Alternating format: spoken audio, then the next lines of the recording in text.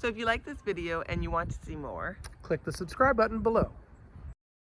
Hello everyone, it's Carrie and Sean from Owning Toronto. And today we're talking about whether this is a buyer's or a seller's market. I think it's a fair question, wouldn't you? I do. Yeah, I've been getting asked probably every day, at least from clients and getting emails. Yep. And it also comes up in my social life, right? With the ladies who lunch, it was definitely a topic at the end of the brunch. Right. What kind of market is it?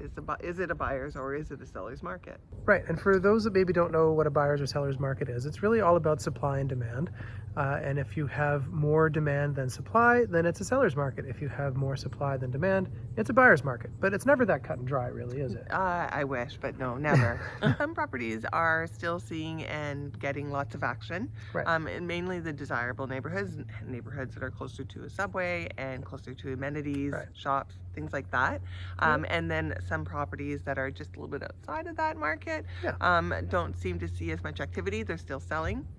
Maybe takes a little bit longer and sits on the market a little bit longer. Right. So you saw two houses recently in the Woodbine Danforth area, one north of Danforth, one south of Danforth.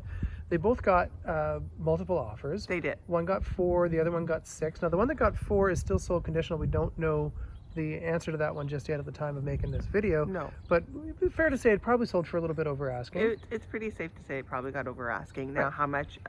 I'm going to guess that it's somewhere between 1% and 4% of That's what we've been seeing. Price. Yeah. Right. We've been seeing that as opposed to the 20 and 25 and 30% over asking that we saw in previous years here in this Toronto market. For sure. Right? And what I'm most surprised about is the property that was just recently sold on the north side. Yeah. Because that property needed more than love. Yeah. It was large. It did need love too. And it had lots of opportunity to work with.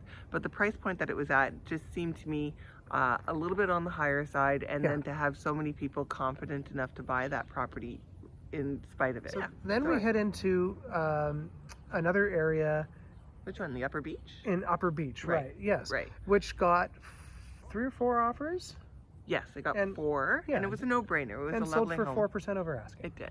It was well suited for your average family home. Right. It had parking, so it had the bells and whistles. It was pretty much done unless you wanted to put your own stamp of style on it, but there was no reason to do any renos. And you were close to all the amenities that the Upper Beach has to offer. Right. A really nice place. And then lastly, you head a little bit further east into Scarborough. A really nice house. We really like this one. Like that one. I liked it for the space, the layout. It was, it had a little bit of a retro feel, but it was definitely updated enough that you wouldn't require any renovations. And it was on a beautiful street. Yeah. Those canopy streets. Oh, I know. It was beautiful. And it had just one offer, and it sold for just $1,000 over asking. In the end, is it a buyer's or seller's market? It's both. Yeah. And it really depends on what you're selling and where you're selling it. And what you're buying and what you're looking for. I think this time is a very unique time for somebody who has a healthy down payment with a larger family to buy a home, because they can actually get a home at a price around $1 million, depending where you're looking, obviously. Right. And then it's also a great opportunity for first-time home buyers, people who are willing to compromise and buy something that they only need to put maybe 10% down. You can still have a healthy mortgage that will still end up being cheaper than renting a one-bedroom right now. Right. So contact us if you want to know more about what's going on in this market. We'd be happy to tell you, and we'd be happy to show you some properties.